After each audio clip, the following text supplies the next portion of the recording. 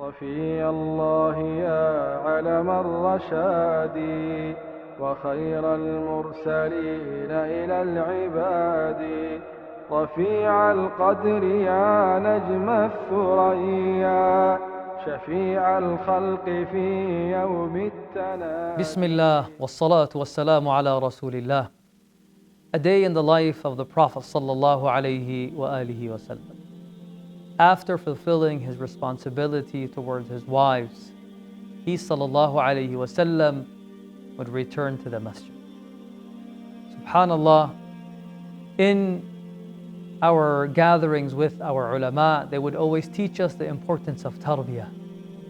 How he sallallahu alaihi wasallam would train the Sahaba, the upbringing of the Sahaba, how the Sahaba ridwanullahi alayhim would receive immediate training through wahi, through revelation. What a blessed gathering.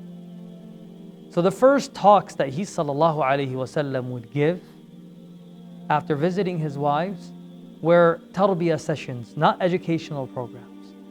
And how he would conduct that sallallahu alaihi wasallam is that he would always begin in a form of a question.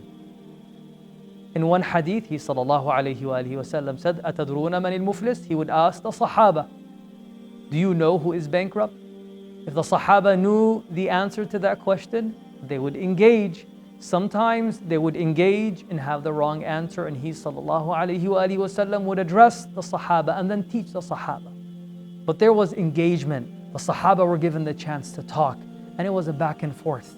The Sahaba would talk, the Prophet sallallahu alaihi wasallam would correct and address their issues.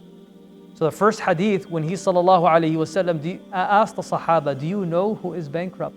The Sahaba responded, they said, "Ya Rasulullah, yes, a person that has no dirham or dinar, a person that doesn't have any dollars, someone that has no wealth."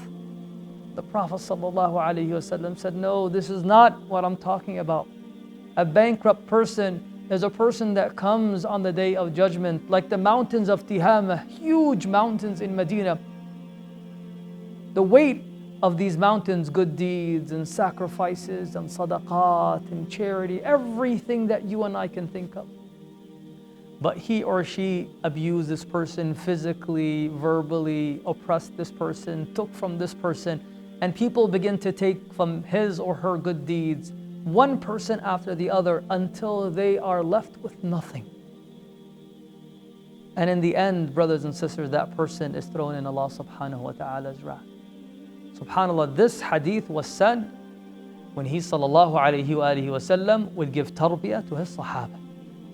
Another hadith that was said at this time of the morning is when he sallallahu alayhi wasallam said, "Atadruna ala unabbi'ukum bi akbaril kabair?" Should I not tell you the greatest of the greatest sins, the major sins?